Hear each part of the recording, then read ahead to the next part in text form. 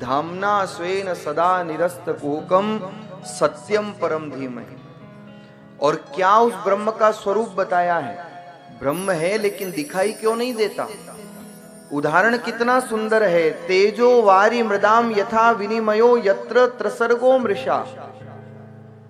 जैसे आप लोगों ने देखा होगा रेगिस्तान में हिरण जल की आकांक्षा में दौड़ता रहता है, और भगवान सूर्य नारायण की किरणें जब रेतीली जमीन पर पड़ती है तो उससे जो चलका निकलता है, हिरण को लगता है यहां जल भरा हुआ है, और वह मृग उसी जल की तृष्णा में दिन रात भागता है। तेजो वारी मृदाम यथा विनिमयो यत्र तिसर्गो मृषा। यही हर जीव की संसार में स्थिति है। जीव को लगता है यहां सुख है, यहां सुख है, यहां सुख है नहीं, केवल प्रतीत होता है, और उसी सुख की आकांक्षा में वो दिन रात भागता है, दिन रात दौड़ता है। मृग तृष्णा में खोजे प्राणी, स्वामी रामचरण जी महाराज वाणी में फरमाते हैं। इसलिए ये माया जो दिखाई देती है, गो गोचर जो जहां लग जाई, सो सब माया जानहु भाई। जो दिखाई दे रही है, प्रतीत हो रही है, लेकिन वास्तविकता में है नहीं, केवल आभास मात्र है। और क्या है माया? मैं अक्सर एक दृष्टांत सुनाता हूं कि माया क्या है। एक बार एक शहर था जो कर्ज में डूबा हुआ था।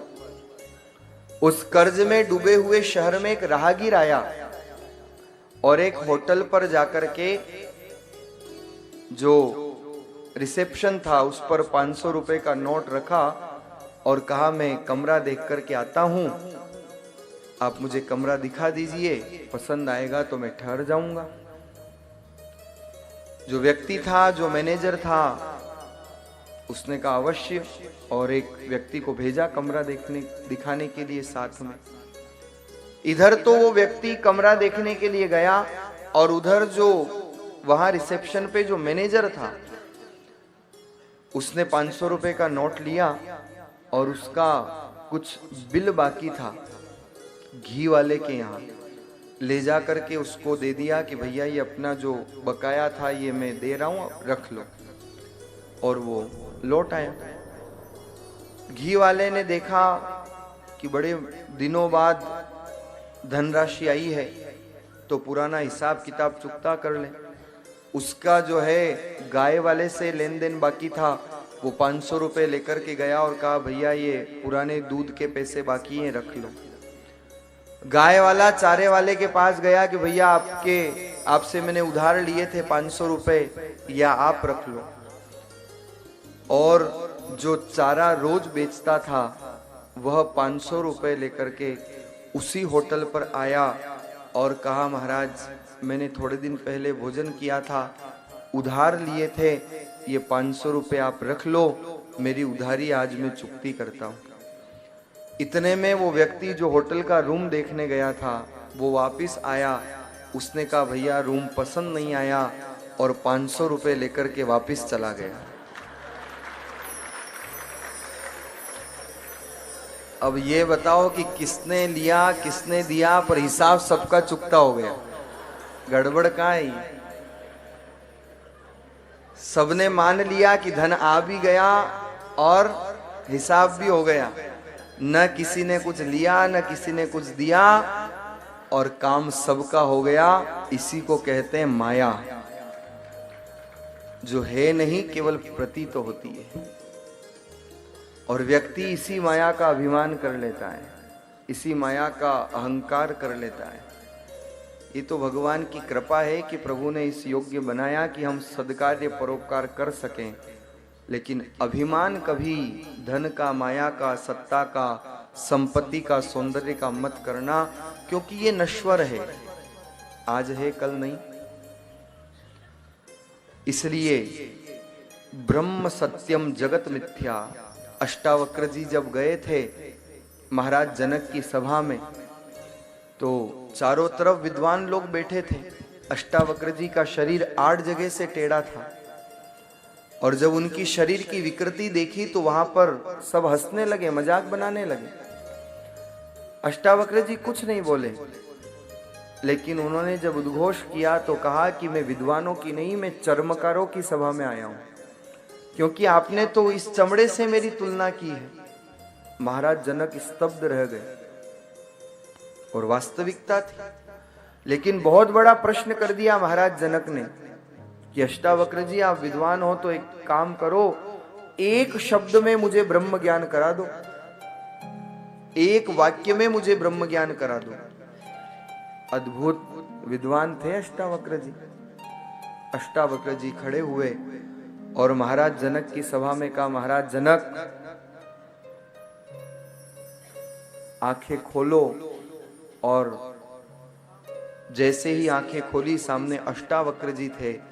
महाराज जनक ने कहा, बोलिए अष्टावक्र जी, एक वाक्य में मुझे ब्रह्म ज्ञान कराइए। अष्टावक्र जी ने कहा, आंखें बंद करो। और जैसे ही महाराज जनक ने आंखें बंद करी, अष्टावक्र जी ने कहा, ब्रह्म सत्यम। फिर कहा, आंखें खोलो। जैसे ही आंखें खोली, जगत मिथ्या। एक वाक्य में वेदांत का ज्ञान प्रदान कर दिया। आंख बंद करके उस परमात्मा का स्मरण करो, केवल वो ब्रह्म ही सत्य है। और जब आंख खोल करके हम देखते हैं तो जो कुछ दिखाई दे रहा है ये केवल एक स्वप्न है और केवल असत्य है, इससे ज्यादा कुछ नहीं। यही भगवान की माया है। मानस में गोस्वामी जी महाराज ने वर्णन किया, उमा कहूं मैं अनुभव अपना, सत हरि भजन और जगत सब सपना। सपना है सारा संसार, एक जगत, ये सारा सपना है। केवल और केवल वो ब्रह्म ही सत्य है। स्वामी रामचरण जी महाराज से जब वेदांत के विषय में प्रश्न किया गया तो आपने तो दृष्टांत सहित उदाहरण दिया। और श्री महाराज फरमाते हैं कि संसार स्वप्नवत जान के, कीजे ब्रह्म विचार। अवधि अंजुलि नीर जूं, और जाता लगे नवा। संसार स्वप्नवत जान के, कीजे ब्रह्म विचार। ये संसार सपना है। आप रात को सो और आप स्वप्न देखो, लेकिन जैसे ही आंखें खुलती है तो सब कुछ असत्य दिखाई देता है, उसमें वास्तविकता नहीं होती। यही संसार है।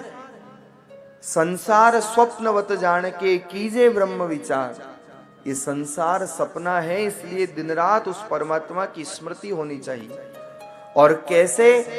अवधि अंजुलि नीर जूं जाता लगे न बार। ये दोनों हाथ जब हम मिलाते हैं ना तो ये अंजुलि कहलाती है।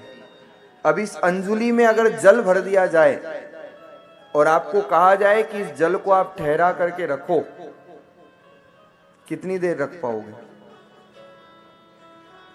आप कितना भी प्रयास कर लो, लेकिन ये अंजुलि में भरा हुआ जल धीरे धीरे धीरे धीरे रिस करके और बह जाएगा, समाप्त हो जाएगा।